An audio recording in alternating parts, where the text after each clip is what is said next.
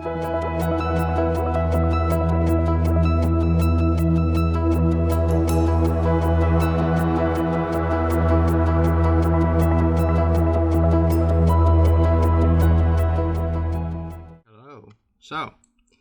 welcome to the Unity 101.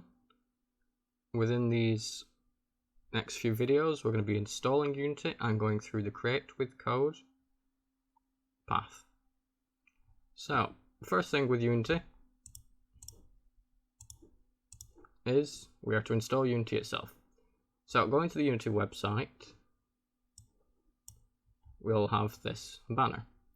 Click on the download, we shall get the download going. So once that is downloaded, feel free to install Unity and the project, well, the Unity version you would like. Once Unity has finished downloading, you are to open the setup, and I'd recommend reading through most of this. Let's click agree and choose an installation place. Once you've done this, you can open up Unity. So, as I've already got it installed, I do not need to do so. Open up the hub, and you'll be offered here. Sign into Unity and install editor. Now, I am using the Unity editor just before this one. The difference between that one and the other one is just simple bug fixes. The Create with Code looks at Unity 2022. I will not be using this. Even though that is the Create with Code, I'll be using this one. At least the one I've got installed. Upon installation, you are going to launch it.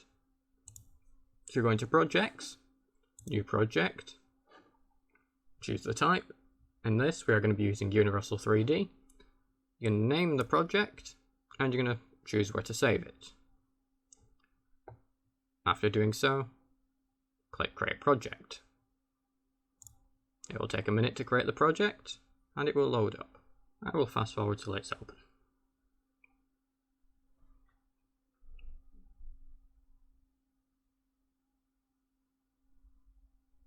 Or maybe not. From here, we have the editor.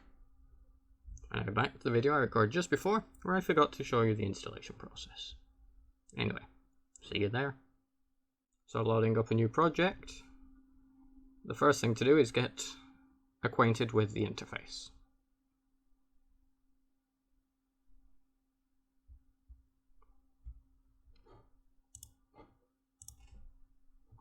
So, wait for everything to load up. First thing you'll notice is this window. As this is a 3D project I have installed, I have got everything here ready for 3D. Let's just full screen that. So, with a mouse, right click, hold it, we can rotate our camera. Left click, selection, middle mouse, we can pan and zoom. So holding right mouse and using WASD, we can move around the scene. On the left hand side we have the hierarchy. This is where your objects that are currently in the scenes and the scenes currently loaded will be. On the right we have the inspector, which will show us the details of each object. Along the bottom, your project will be set up similar to this. You'll have a project browser for all your assets and your console. The things I have added here are optional. You can switch between scene and game view. Game view currently showing you what it would look like when you are playing the game. So, to add the extra windows, like I have here, you'll go to Windows, and you can have panels, and you can add ones you wish.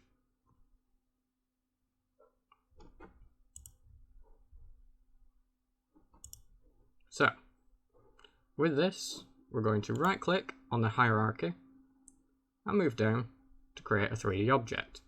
The first object we're going to create is a cube.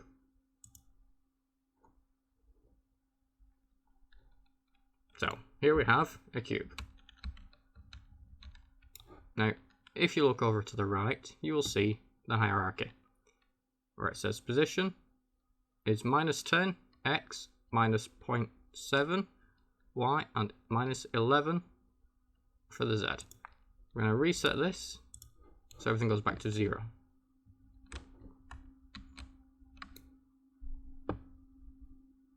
This allows you to add a cube. Attach this cube, you have some components. The mesh filter, which defines what type of mesh it has. The mesh renderer, which dictates how it's rendered and what settings. And it comes with a box slider. Now, not every object you install will come with the box slider. You can add this component through here. Go to Add Component, and we type in Box Collider. There are many types of colliders. If you type in collider, you will see them all.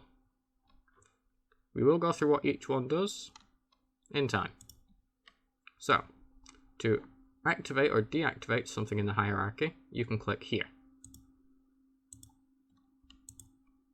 The object has these components which you can activate and deactivate individually here. To change the scale of an object, you can change it here, or to the left of the scene view, you have this little bar.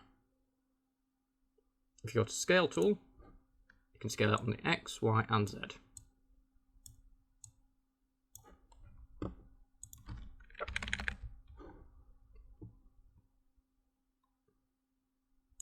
You can transform it through the rotational view, through position, and scale using the transform tool.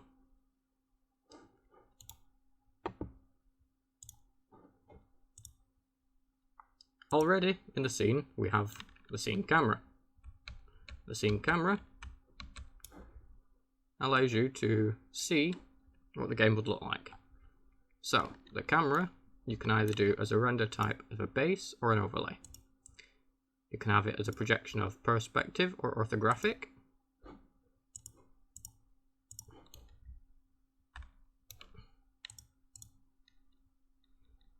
You can change the rendering pipeline. You can also have a physical camera. A physical camera would be a camera you would have in real life, using the same sort of settings you would find in reality. Here we have the camera stack. If you have many overlay cameras, you can add them to this stack and they will be rendered separately. Under this you have environment with a background type.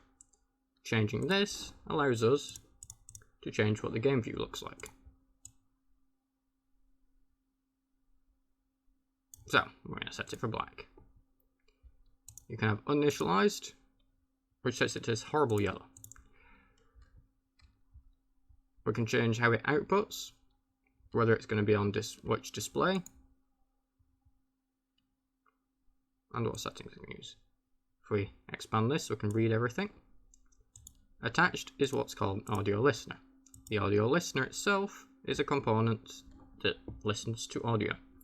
You should only have one of these per scene, either attached to the main camera or your player.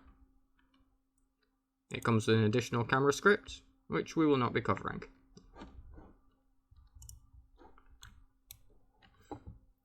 Along the bottom, we have our assets. To create a new folder, right click here, go up to create, and create folder. Doing so allows us to name a folder. In this instance, we shall call this project 1, with no spaces. Double clicking this, we notice it is empty. So this project 1 is going to need a couple of folders. Folder 1 is going to be scene. Folder 2, scripts. Folder 3, audio. 4 is going to be props. 0.5 materials. Now then, creating our square again, well, our cube, and resetting its position. Let's fly over to it. We're going to create our first material. So, creating material. Now, this material we can name whatever we want. So, I'm going to use the Unreal Engine naming convention of put initial for what it is, underscore, then name. So, we're just going to call this first material. With this material, you will notice we have its shader type, the surface options, surface inputs, detail inputs, advanced options. The first thing we're going to look at is a shader. So each material has with it custom shaders. As this is just a standard material, we want to leave it with the universal render pipeline lit. Lit means that it can take in and is affected by light. So, as we have here a directional light, we will discuss that now. Deleting this, or deactivating it, will take out the light from the scene. We can change its filter, whether it filters blue or red. Change how intense it is, and change its refraction. We can render it based on layers, and we can call it based on other layers. The shadow type is changing how the shadows will be affected. So, if we create ourselves a 3D object, and we're going to do another cube, resetting this to 0, we're going to change this size to 10.5, 10. I'm going to set it down to -0.5.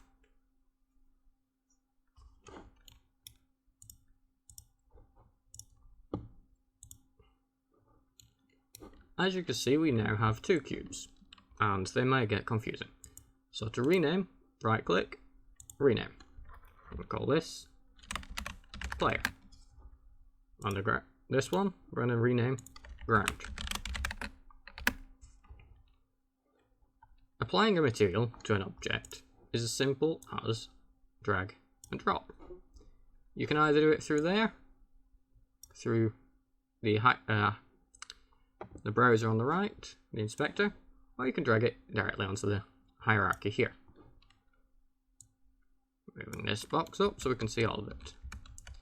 Now then, back to the material. It comes with base map, metallic map, smoothness, normal map, height map, occlusion map, emission, its tiling, and detailed inputs, as well as some advanced options.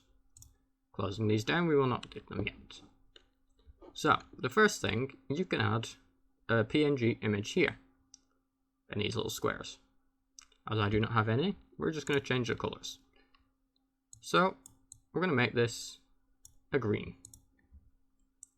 The metallic map is on a slider, showing how metallic an object is. You have a preview of said object in the bottom right. Changing the smoothness changes how well the light reflects and how smooth the object appears to the eye. We can add normal map, which changes the illusion, gives the illusion of texture in a 3D sense. Height map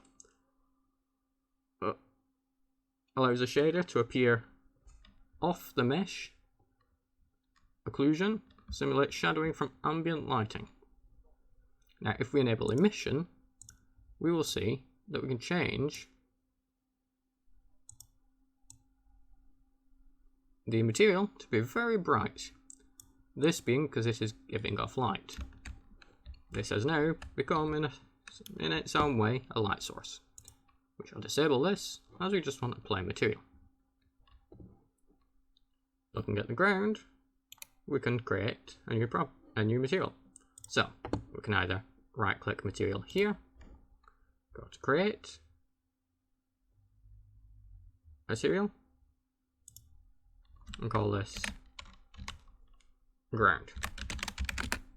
Now the ground is usually let's say a brownish colour, and it's going to be relatively smooth and not very metallic. So there we go.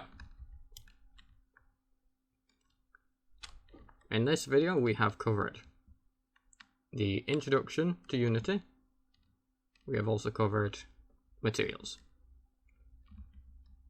I shall pick this up in the next video, where we will look more at what Unity can provide. So I will see you then.